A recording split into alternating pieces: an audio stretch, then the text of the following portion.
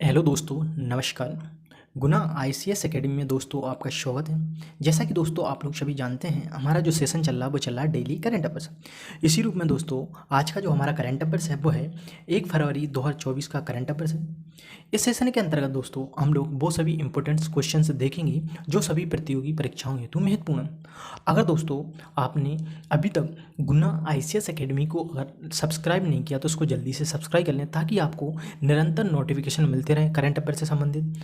और अभी तक आपने इस चैनल को लाइक नहीं किया तो उसको लाइक करें, और अगर अभी तक आपने इसको शेयर नहीं किया तो इस चैनल को ज़्यादा से ज़्यादा लोगों के पास शेयर करें ताकि करंट अफेयर से संबंधित जानकारी समस्त लोगों को मिल सके। हाँ दोस्तों, और इस वीडियो से संबंधित जो पीडीएफ फाइल है वो आपको गुना आईसीएस एकेडमी के टेलीग्राम चैनल पर मिलेगी। तो आप इस वीडियो के लिंक में जाकर, इस वीडियो के डिस्क्रिप्शन में जाकर गुना आईसीएस एकेडमी का टेलीग्राम चैनल ज्वाइन कर सकते हैं, जिसकी लिंक आपको इस वीडियो के डिस्क्रिप्शन में मिल जाएगी। इसी रूप में दोस्तों आगे चलते हैं और आज का हमारा जो पहला क्वेश्चन है वो देखेंगे। ट्रांसपेरेंसी इंटरनेशनल के भ्रष्टाचार धारणा सूचकांक 2023 में भारत को कौन सा स्थान मिला है? ऑप्शन है 90वां स्थान, 91वां स्थान, 93वां स्थान या 94। दोस्तों ट्रांसपेरेंसी इंटरनेशनल के जो भ्रष्टाचार धारणा सूचकांक 2023 है उसमें भारत को जो स्थान मिला वो मिला 93वां स्थान मिला। इस प्रकार इसका आंसर होगा ऑप्शन नंबर सी, 93वां स्थान। 93वां स्थान भारत को मिला। भारत जो है 85वें स्थान पर था, 8 स्थान नीचे खिसक कर 93वें स्थान पर पहुंच गया। इसके बाद दोस्तों आगे चलते हैं। नेक्स्ट क्वेश्चन है दोस्तों, हाल ही में जारी भ्रष्टाचार सूचकांक 2023 में कौन शीर्ष पर रहा? विश्व में कौन सा देश भ्रष्टाचार सूचकांक की जो रैंकिंग है उसमें शीर्ष पर रहा? डेनमार्क, फिनलैंड, न्यूजीलैंड या इनमें से कोई नहीं। भ्रष्टाचार सूचकांक 2023 की जो रैंकिंग है उसमें डेनमार्क का जो स्थान रहा वो प्रथम स्थान रहा। उसी रूप में फिनलैंड जो है, फिनलैंड का जो स्थान है वो दूसरा रहा, और न्यूजीलैंड का स्थान तीसरा रहा। इस प्रकार दोस्तों ट्रांसपेरेंसी इंटरनेशनल की जो भ्रष्टाचार धारणा सूचकांक जो जारी की 2023 की जो रैंकिंग है उसमें डेनमार्क का प्रथम स्थान रहा, फिनलैंड का दूसरा स्थान रहा, न्यूजीलैंड का तीसरा स्थान। वहीं भारत 85वें स्थान से खिसक कर 93वें स्थान पहुंचा, जबकि सब अंतिम जो स्थान है वो सोमालिया देश का है। इसके बाद अगर आगे देखा जाए दोस्तों, आगे है चर्चा जो है वो है भ्रष्टाचार धारणा सूचकांक 2023 से संबंधित जानकारी है। जैसे भ्रष्टाचार जो धारणा सूचकांक 2023 है इसको जो जारी करता है वो करता है ट्रांसपेरेंसी इंटरनेशनल करता है। इसका उद्देश्य है भ्रष्टाचार का मापन करना। इस भ्रष्टाचार जो धारणा सूचकांक 2023 है, भ्रष्टाचार धारणा सूचकांक 2023 में जो प्रथम स्थान रहा वो डेनमार्क का रहा, यानी कि सबसे कम भ्रष्ट देश है कौन? डेनमार्क है। द्वितीय स्थान फिनलैंड का रहा, तृतीय स्थान न्यूजीलैंड का, और अंतिम जो स्थान है वो सोमालिया का है। सोमालिया जो है वो सर्वाधिक भ्रष्ट देश है। इसके बाद आगे अगर देखा जाए इसमें जो भारत का जो स्थान है वो 93वां स्थान रहा, यानी कि भारत जो है वो 85वें स्थान से 8 स्थान नीचे खिसक कर कौन से स्थान पहुंचा? 93वें स्थान पर पहुंचा। अब अगर देखा जाए अन्य सूचकांक में भारत की रैंकिंग, जैसे ग्लोबल हंगर इंडेक्स में भारत की जो रैंकिंग है वो 111वीं रैंकिंग है। वहीं वैश्विक शांति सूचकांक में 126वीं रैंकिंग है। वैश्विक खुशहाली सूचकांक में भारत की जो रैंकिंग है वो भी 126वीं स्थान, यानी कि शांति और खुशहाली में जो भारत की रैंकिंग है वो 126वीं है। जेंडर गैप इंडेक्स में भारत की जो रैंकिंग है वो 127वीं है। प्रेस फ्रीडम इंडेक्स में 161वें स्थान पर भारत। और आगे देखा जाए लॉजिस्टिक परफॉर्मेंस इंडेक्स में भारत की रैंकिंग 38वीं है। वहीं एनले पासपोर्ट इंडेक्स 2024 में भारत की रैंकिंग 80वीं है। क्लाइमेट चेंज परफॉर्मेंस इंडेक्स में भारत की रैंकिंग 7वीं है। भारत की क्लाइमेट चेंज परफॉर्मेंस जो इंडेक्स है 2023 था उसमें भारत की रैंकिंग 8वीं थी, और 2024 में भारत की रैंकिंग कितनी हुई? 7वीं रैंकिंग पर भारत आ गया।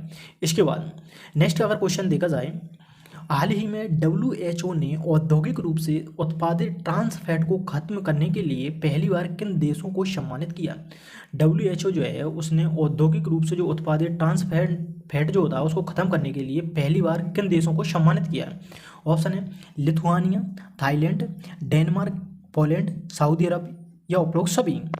हाल ही में WHO ने उपरोक्त सभी को ट्रांस फैट के लिए पहली बार सम्मानित किया, खत्म करने के लिए, ट्रांस फैट खत्म करने के लिए सम्मानित किया। किस किस को? लिथुआनिया को, थाईलैंड को, डेनमार्क को, पोलैंड को, सऊदी अरब को, और यानी कि इन सभी को सम्मानित किया है।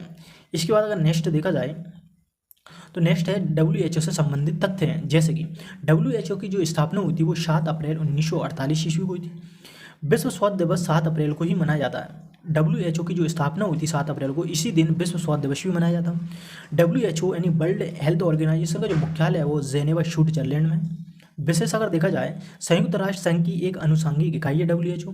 डब्ल्यूएचओ का उद्देश्य है संसार के लोगों के स्वास्थ्य का स्तर ऊंचा करना। इसके बाद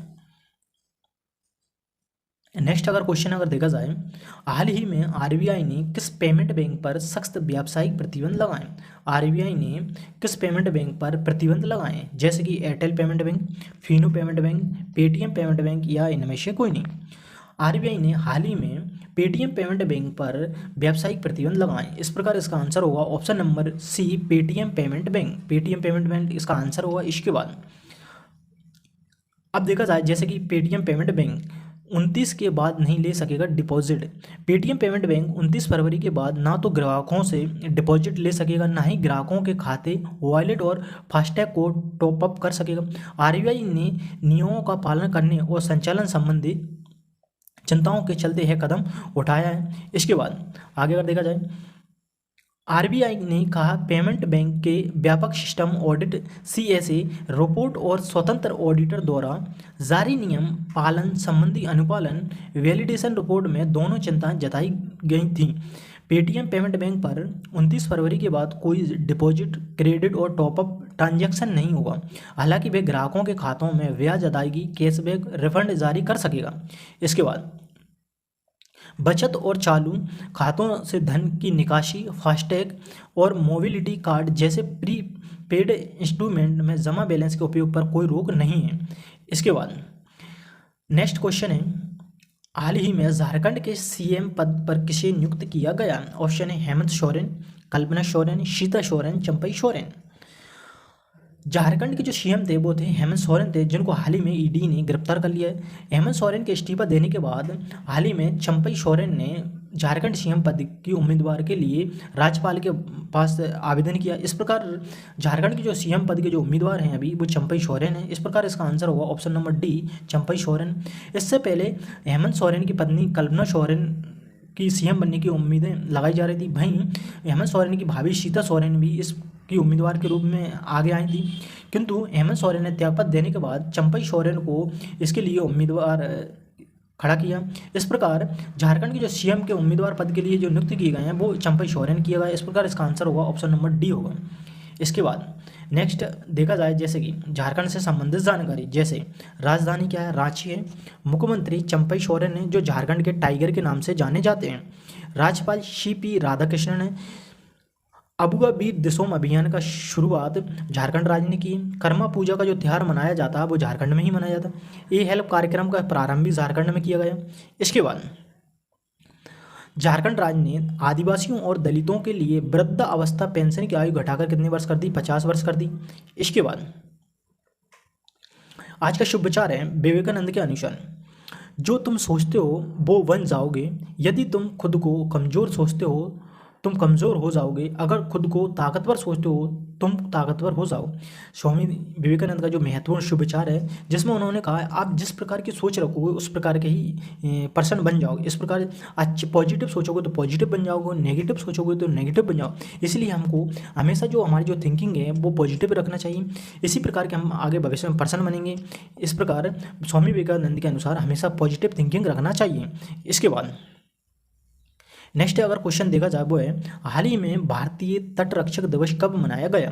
ऑप्शन है 1 फरवरी को, 2 फरवरी को, 3 फरवरी को या 4 फरवरी को।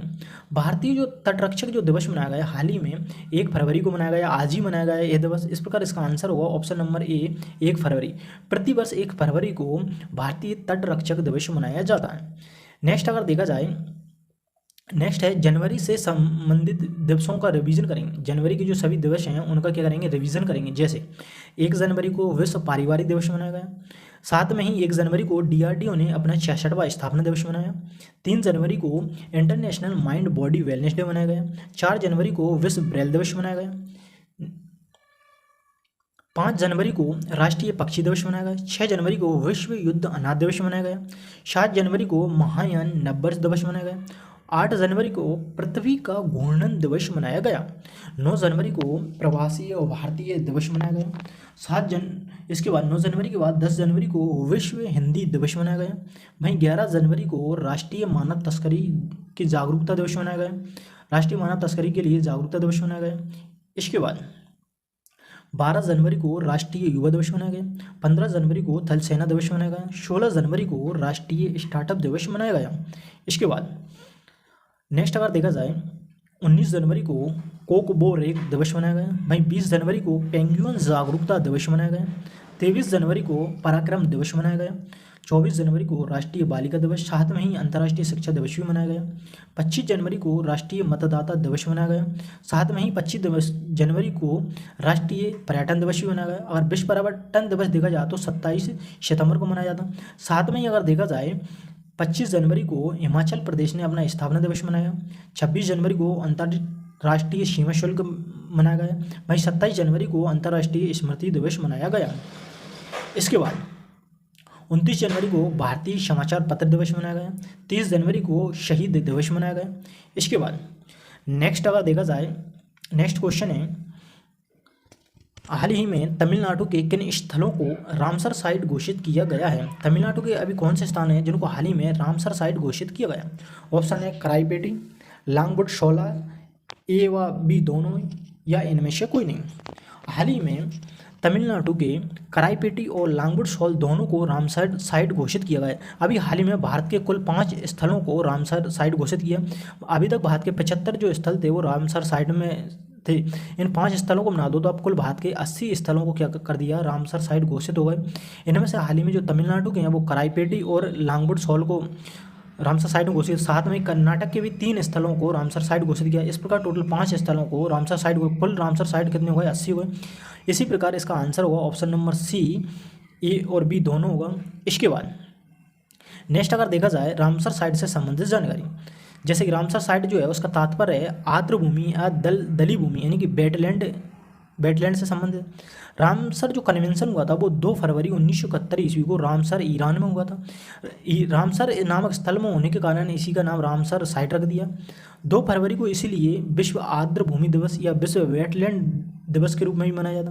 भारत ने इस पर जो हस्ताक्षर किए थे वो 1982 ईस्वी में किए थे। इसके बाद भारत में अभी तक कुल कितने हुए, 80 वेटलैंड साइट। पहले कितने थे, 75 साइट थे। हाल ही में 5 साइट और मिलाने के बाद अब भारत में टोटल कितने हुए, 80 वेटलैंड साइट हो गए। अब भारत में जो मॉन्ट्रिक्स जो रिकॉर्ड है यानी कि जो खतरे के निशान पर जो वेटलैंड साइट है वो है केवलादेव राजस्थान और लोकटक झील मणिपुर है।